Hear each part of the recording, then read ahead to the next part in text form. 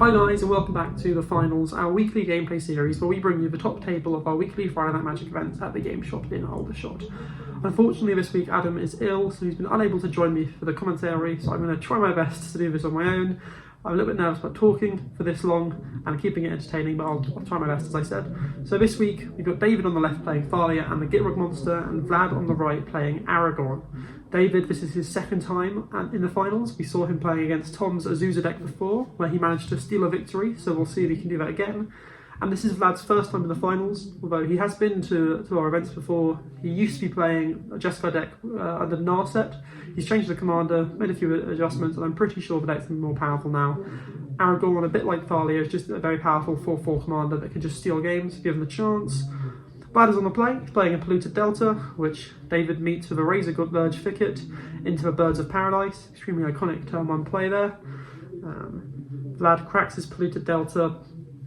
I've sped up the footage of the shuffle because, as we've commented on before, shuffling in a 100 card singleton format, searching in a 100 card singleton format can take quite a while, but he finds himself in Meticulous Archive, which is a Murders at Card of Mana Surveil land. As I've said before, this is a very powerful new addition to Magic. Presents the deck to David, gives it a cut, and how does Vlad surveil here? Looks at the card, keeps it on top and draws it for turn. He's looking at his hand. I think the top card in his hand is a Lightning Bolt. He plays a Command Tower and proceeds to Lightning Bolt the Birds of Paradise, an extremely iconic play. Bolt the Bird. Any veteran Magic player will be familiar with bolting the bird. The idea behind Bolt the Bird basically is that if you can, you should kill the turn 1 mana dork, because a turn 1 mana dork is a lot more powerful than I think a new player would ever realise. The ability to go from turn 2 having 3 mana, and basically it's like being a turn ahead of your opponent in a way. It's a way to think about it. David here has played a Snow-Covered Forest, which he uses to cast a Voice of Resurgence, which I guess is a good card to talk about. The fact that what I really like about this format is that there's a lot of powerful cards in Magic that unfortunately have kind of been power crept out. Voice of Resurgence used to see quite a lot of modern play, but unfortunately isn't quite good enough modern anymore. But because you're having to play 100 card singleton in these formats, you get to play the new power crept cards, and you also get to play the old classics that you love. So Vlad here is playing Lightning Greaves, Commander staple, still good in dual commander it seems. Passing back to David. Vlad has a single mana open, but this could basically be anything within Command Tower. So I wonder what David is thinking about here. Obviously, if Vlad does any kind of interruption here, then Voice of Resurgence will trigger, giving David a token. David plays his Snow-Covered Swamp, swings in for 2, putting Vlad to 17 and just passes a turn. As Vlad going into this turn, obviously, he's about to play his 4th land, which normally would mean he'd be slamming that Aragorn, especially seeing as they have the Lightning Greaves to be able to give it a Shroud. However, David passing with 3 mana could really represent anything.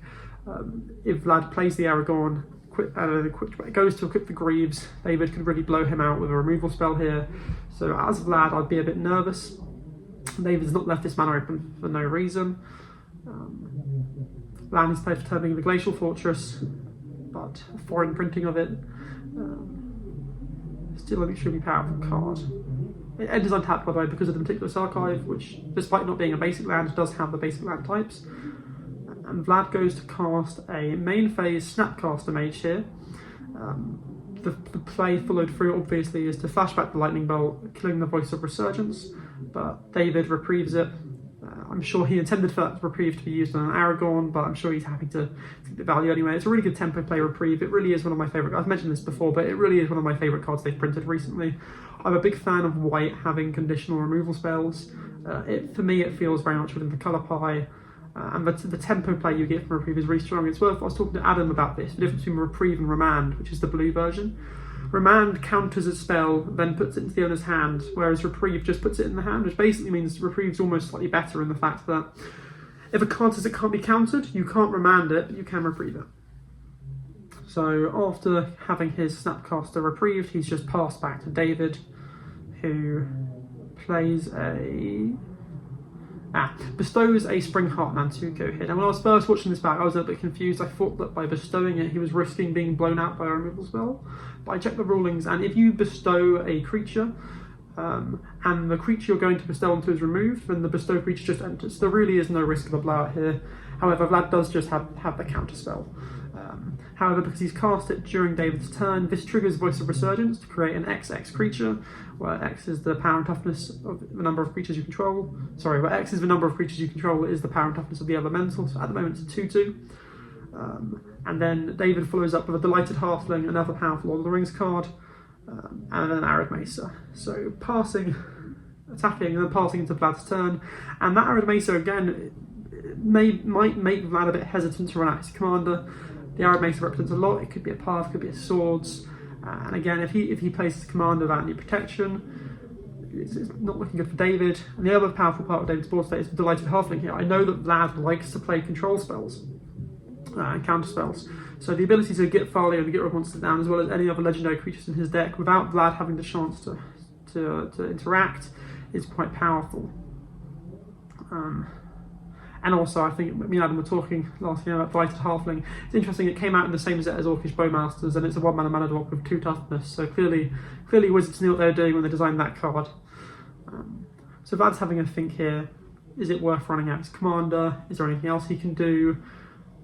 Should he kill the Voice of Resurgence now, before it creates too much value? It's already done quite a lot.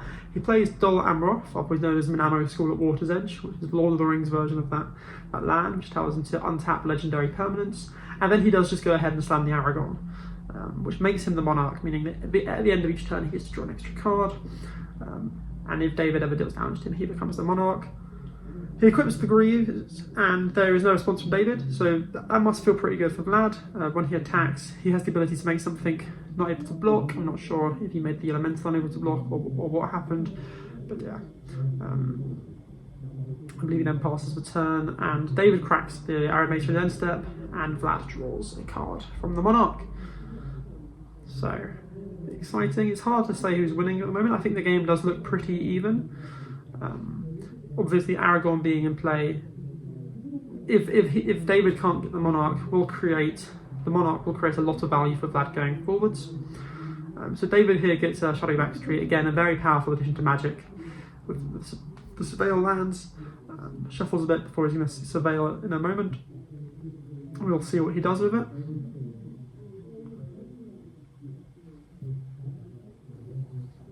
So he goes to untap, realises he hasn't surveilled yet, rewinds a bit, and surveils. Has a look at his hand. So clearly it's a it's not worth. That's Tower Winder. It's the 2-mana 1/1, I believe, Death Touch Snake that enters and searches for a command tower, which is a card that I did not know existed until I played David at round 3 last Friday, and he played it against me. So yeah, here David is playing his Thalia with the protection from Delighted Halfling, meaning that Vlad can't counter it. He goes to play a land, but Vlad tells him to stop. Interesting. Seeing as Thalia can't be countered, I wonder what Vlad has up his sleeve here. And we'll find out momentarily.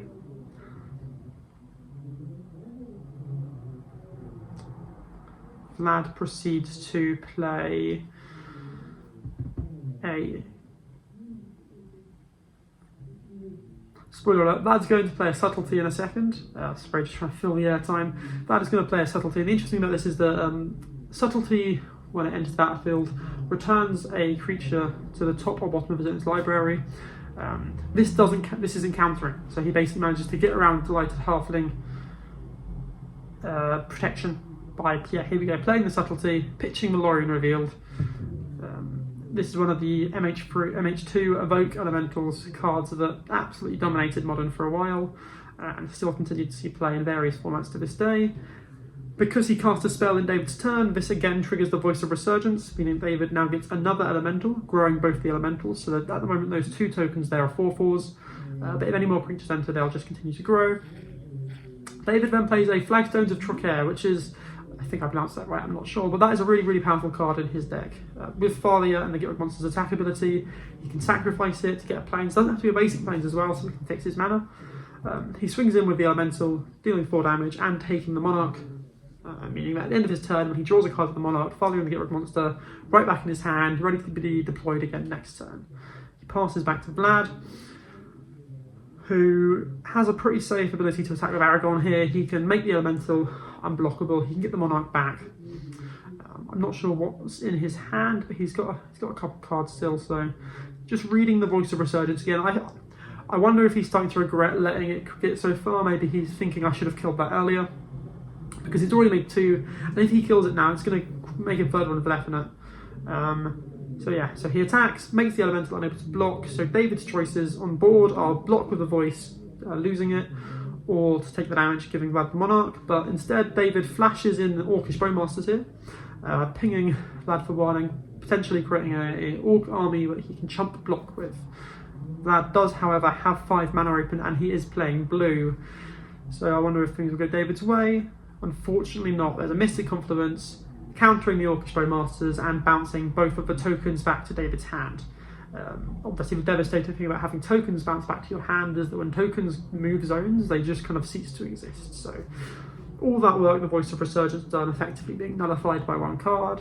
Bowmasters has gone away now, and David's back to the original choice, chump with the Voice to take the damage, giving up the monarchy, and he chooses to chump with the Voice, again triggering it, now creating currently a 2/2 elemental.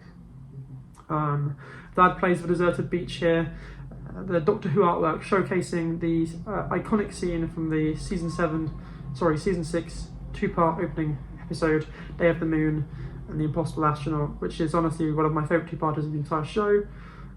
Spoiler alert, but it's been out for ages now. That astronaut depicted in the artwork proceeds to kill the Doctor.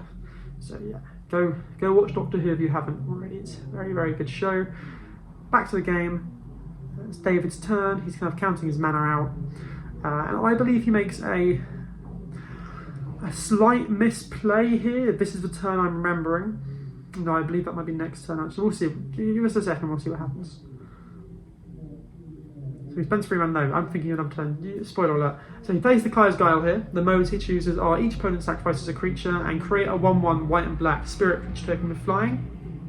Again, the Greaves gives the Aragorn Shroud. However, the Kaya's Guile doesn't target him.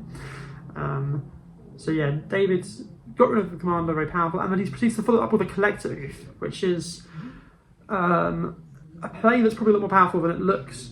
You see, the thing about the Collector Oath is it says that activate abilities of artifacts can't be activated, which means that if Vlad redeploys his commander, he can't just shove those Greaves on there, giving him the ability to swing back and get the Monarch, and also stopping him from getting the ability to give it Shroud, meaning that David's removal spells will have a target going forwards. Vlad kind of looking at his hand, thinking through his options here, and I would definitely say that at the moment David does look to have the winning board state. However, I know that Vlad's previous deck, his Narset deck, was playing a couple board wipes. He got me a Supreme Verdict one game, so it's very likely that this deck also runs some board wipes, so any top deck could just kind of reset this game and kind of really balance things out again.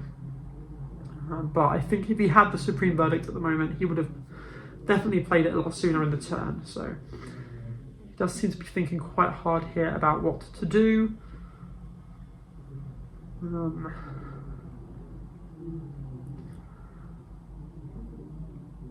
I guess it's worth pointing out, if I haven't mentioned it already, that Bucky that they're passing back and forth, that is what they're using to track the Monarch token.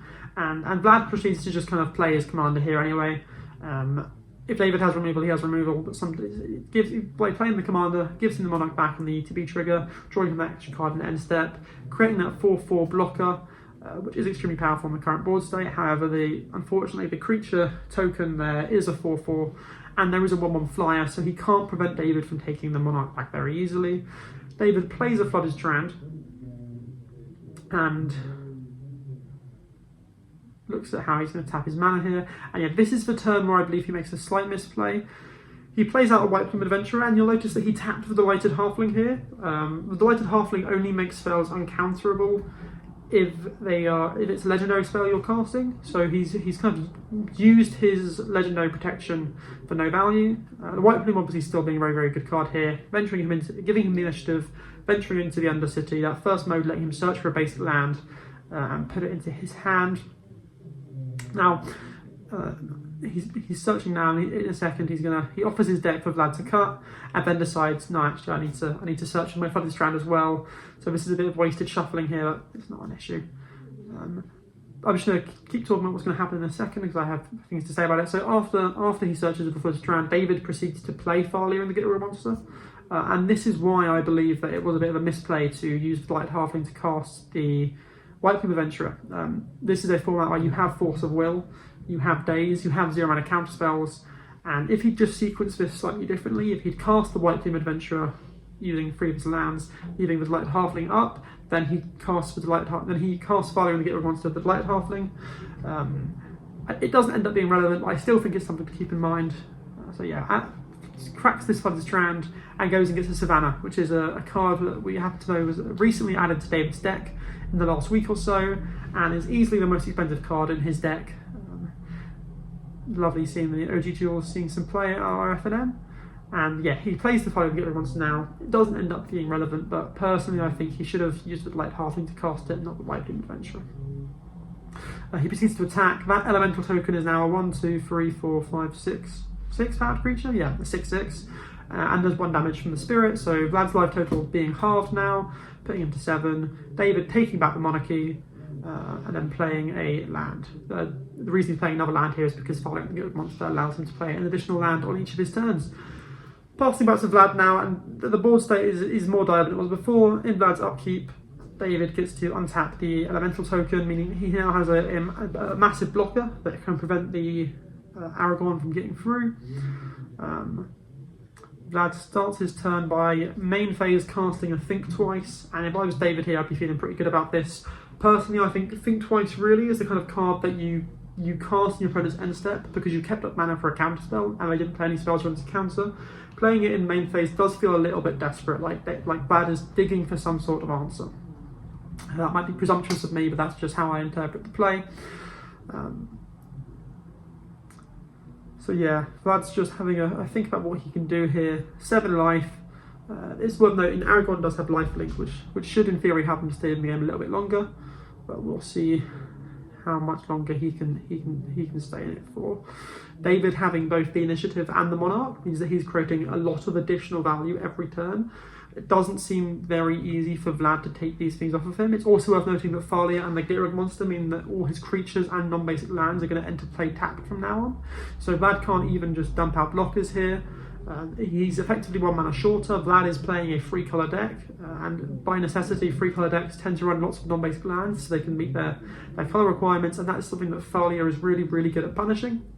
Vlad here playing an Otawara Soaring City, before just passing back to David, who must be feeling really, really good about the game at the moment. He ventures further into the Undercity, choosing the Forge mode, which lets him put 2 counters on a creature, has a bit of a think before placing them on the White Plume Adventurer.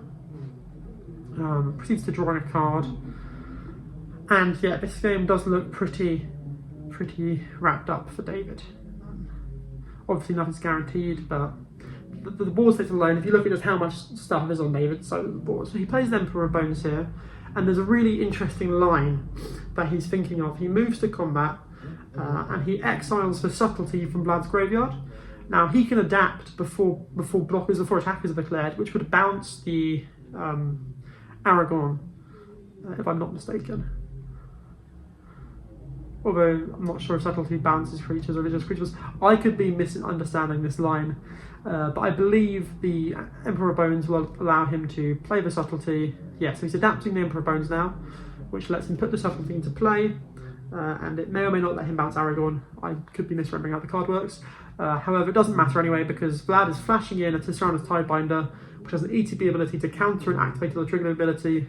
And if it was an artifact creature or planeswalker that was countered this way, it loses all abilities for as long as Tisrana's Tidebinder remains on the battlefield. So that Emperor of Bounds is just better now, just a 2 mana 2/2. David proceeds to move to combat, swings in with the 1/1, swings in with the 1, 2, 3, 4, 5, 6, the 7/7 token, swings in with the White Plume Adventurer, which is a 5/5, and swings in with the Thalia, which is a 4/4. So yeah, quite a lot of damage going at Vlad's face. Now this is where there is David doing something he shouldn't be doing. He sacrifices the Flagstones of Tarkir with the so Thalia trigger, sacrificing a creature or a land. He sacrifices the Flagstones of Tarkir, which has a triggered ability to search for a plane to put into play. He searches for a Lush Portico, which is a Surveil land. He's then going to Surveil and draw a card. However, Thalia's ability doesn't have him sacrifice the land as cost, it has him sacrifice the land upon resolution. So what should happen is he should sacrifice the land, he should then draw a card, then he resolves the search. It's one mistake. The game feels pretty wrapped up, but he does draw a card here. It's worth noting that before he drew a card, he looked at his graveyard. So Vlad here blocks the elemental with his Aragorn, putting him to 1 life because he takes damage from all the other creatures but gains 4 Aragorn. David then proceeds to play an Unearth, targeting Orcish Bowmasters, which ETB deals 1 damage to Vlad, wrapping up this game. So we're heading into game 2 now, and David is up a game and Vlad is on the play. Looking at his opening hand, I believe both players have kept 7. Vlad plays a Port Town, another Doctor Who land here, showing off Vampires of Venice location. Might surprise you, this is Venice. And then playing Mother of Runes, a card that me and Adam played in our training game the other day, which is just, again, an all-round really powerful card. And the fact that David didn't have that turn 1 removal means that he potentially is in a lot of trouble here. If you can't remove Mother of Runes before it loses Summoning Sickness, then any removal spell you use, Mother can protect itself. So you can almost going to need 2 removal spells to deal with any creature on the board. Vlad is then playing an Ajani, MH3 Ajani, which enters with it is a 1/2 and it enters with a 2/1 cat, so that's 3/3 worth of stats for 2 mana, which isn't bad, and the potential to flip into a Planeswalker in the back. It's a lot of value for 2 mana. David follows it up with a Fudderstrand. And yeah, so Vlad here moves to combat, attacks with both Ajani and his cat token. David seems to be thinking a little bit before cracking his Fudderstrand. He goes to find a Godless Shrine. Takes 2 damage, putting him to 17. And I'll just let David catch up with where I am. I've rushed ahead a little bit there.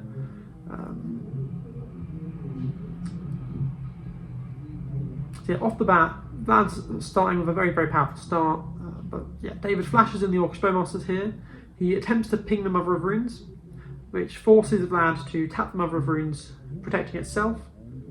And the Orcish Bowmasters also creates a 1/1 Orc Army token. So David flashes in, attempts to do the 1 damage, it's protected, but that means that the Mother of Runes is now offline.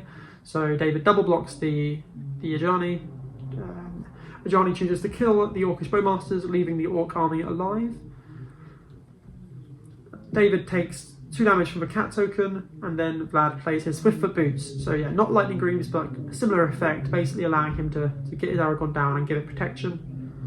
Vlad then plays he's deciding between the Temple and the Surveil land, goes for the Temple. I'm not completely certain what set this is, what artwork, what episode of the show this is from.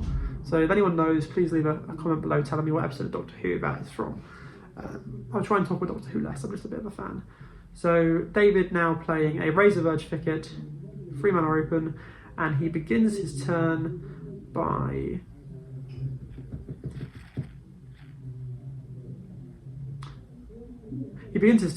fatally pushing Mother of Runes, pushing this old lady down the stairs. A bit of a cruel player. Look at that gentle face that she has.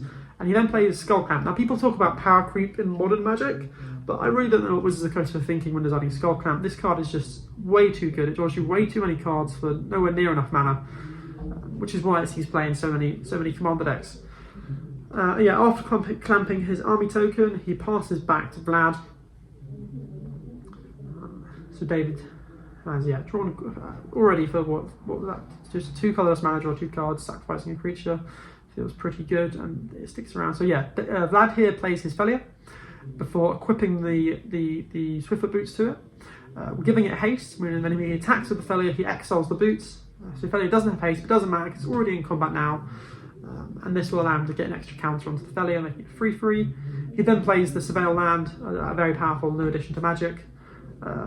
And he surveils a very, very beautiful Ponder into the graveyard. But it being beautiful doesn't mean it's very helpful in this situation.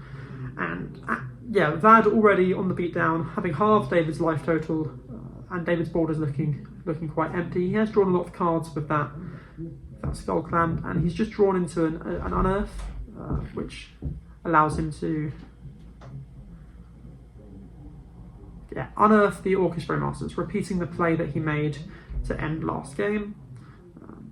Creates the Orc Army token and shoots the 1 damage at the cat token. Before playing a Draenei Magistrate, which again, this really is one of the most powerful cards in white in Highlander formats, locking your opponent out of their commander.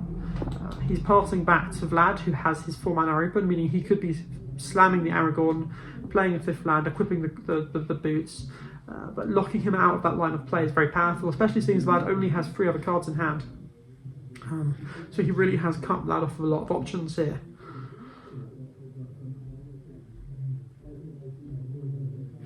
Vlad has a bit of a think before playing the Windswept Heath, cracking the Windswept Heath, and I believe he goes to find a Tundra. Again, another beautiful OG Duel, although Vlad's OG Duel does have a black border. It is an alpha or beta. It's I believe he said it's like a foreign revised one, so for anyone who cares, it's a bit more expensive than a white bordered English language revised, but not as expensive as a black bordered alpha or beta. I believe that's right, I could be wrong, feel free to fact check me in the comments below. And then he attempts to play his commander, but David points out the Draenei Magistrate text, and Vlad has a bit of a think about what he wants to do instead. And I believe he makes a really, really smart play here, one that, if I'm being honest with you, I don't know if I'd have seen. So he's a bit of a think before going ahead and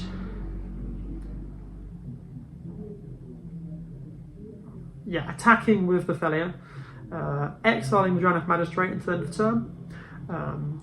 David takes the 3 damage here, and what this basically does is, because the Draenei Magistrate has gone until the end of turn, it gives Vlad a window where he can play Aragorn, become the Monarch, put the boots onto the Aragorn, and now that Aragorn can't be removed unless David is able to deal with the boots as well.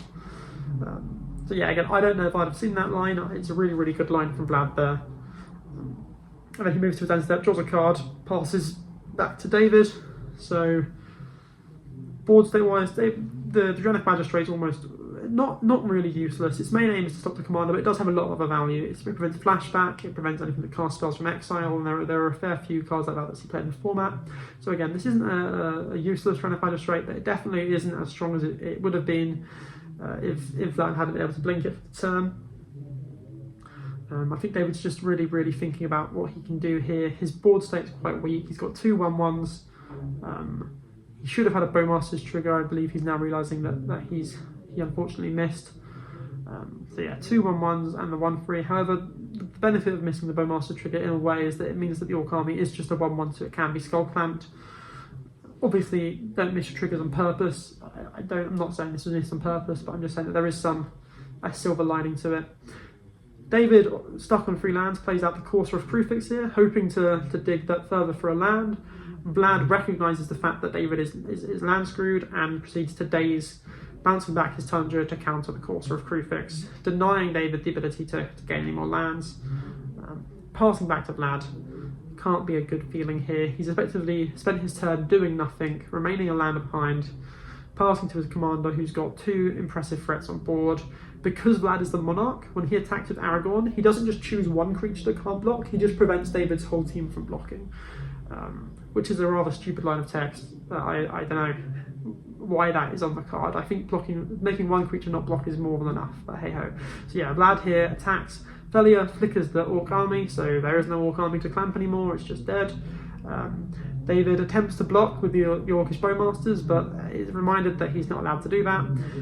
Goes down to 1 life, which can't be a comfortable feeling, especially seeing as if he can't get that Monarch back, Vlad can just swing out next turn as well. Aragorn's lifelink putting Vlad above his starting life total, 1 to 23. The odds of David winning this game feel to be slipping out of his hands. Vlad plays his Tundra that he bounced at the daze, passes, end step draws a card. David remembers to Bowmaster's trigger here, pinging Vlad for 1 because there really aren't any other targets. There's a bit of a tap back and forth there because David did the damage, Vlad did the damage, and David undid the damage that Vlad did. David draws into Shiny Backstreet, another Citadel land, very powerful, no addition to magic. But it's too little too late. The untapped land doesn't really help him. The tapped land doesn't really help him. If it was an untapped land, it had given him the chance to play Thalia, perhaps swing in with some of his creatures, take the Monarch back. He does indeed swing with both of his 1/1s. Vlad can very, very easily just block one of them profitably, but it does mean that David's going to get the Monarch back, meaning he can block next turn. However, he only has one blocker on board. Vlad's going to have 2 attackers, and he can blink out one of the attackers with the Thalia, and he can prevent one of them from blocking with the Aragorn. Even if he isn't the Monarch, he gets to stop one thing from blocking. I feel a bit of a desperation play here. David skull clamps the Bowmaster's token, drawing 2 more cards, and yeah, he passes back to Vlad, but yeah, scoops it up because Vlad had very, very obviously won this game. So heading into game 3, the scores of the doors are 1-1. Both players have won a game. David has the play. Both players keep their opening hands. David starts by playing a Flooded Strand, instantly cracking it, taking 2 damage, and grabbing a Godless Shrine, which he uses to play a Deathrite Shaman.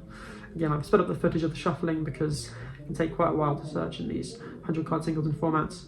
But yeah, he finds the Godless Shrine, uses it to cast a Deathrite Shaman, and then passes back to Vlad.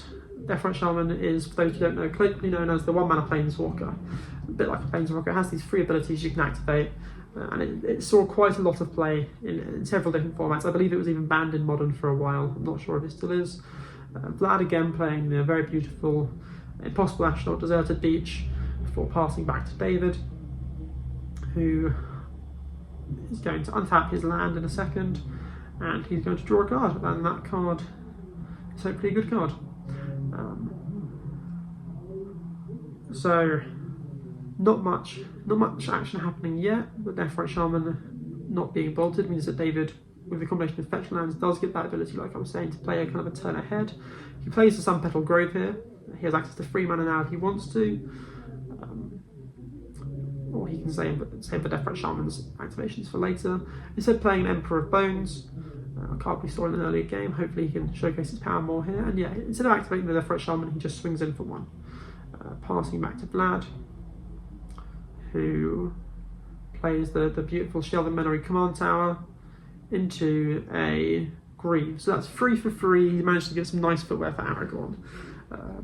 Not a bad feeling. Giving that Aragorn that protection, those boots, that footwear, being pretty powerful. So David here shocking himself with a Temple Garden and exiling the Deathrite Shaman in order to play out his commander, following the Gitrog monster on the board now, which hopefully should slow Vlad down. Well, hopefully for David at the very least, not hopefully for Vlad.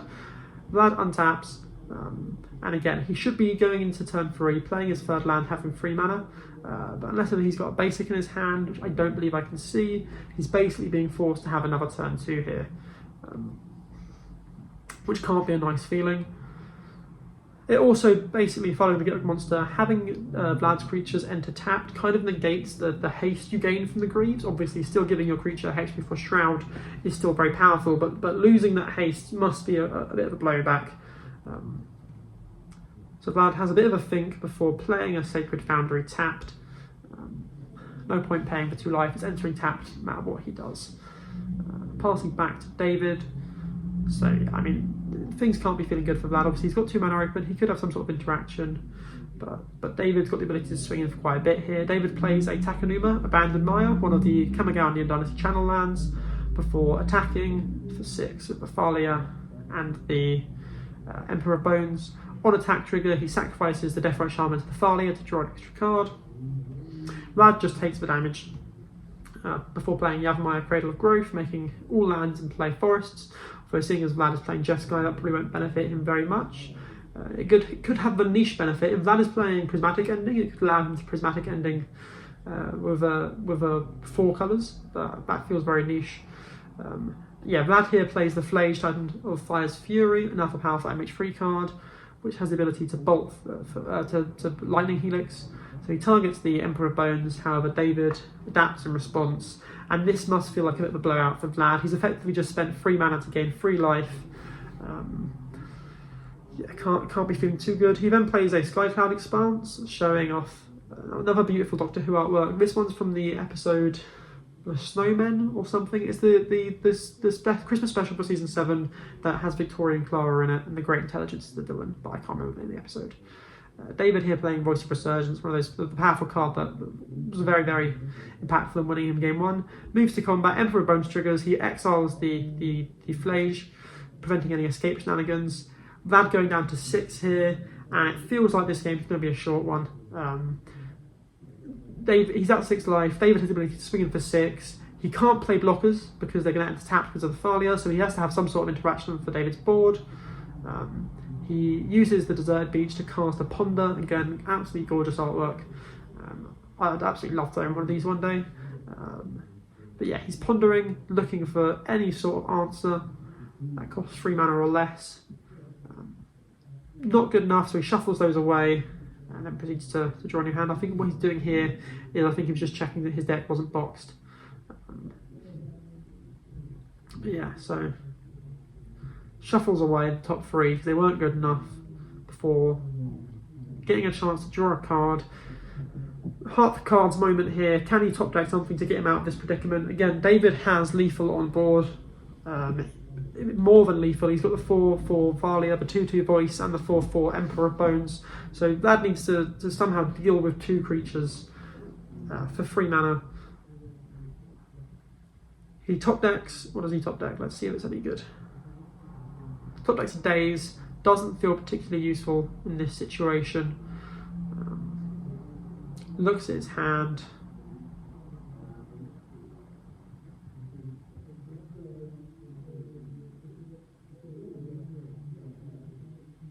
And yeah, accepts defeat.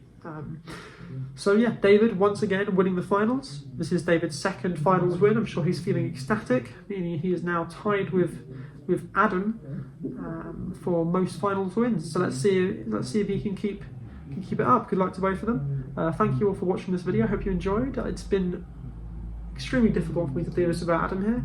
But next Friday we have a Foundations Draft FNM. Hope to see you there. Should be fun playing some Magic. Hope you guys have a great rest of your day. Enjoy playing Magic and see you all again soon.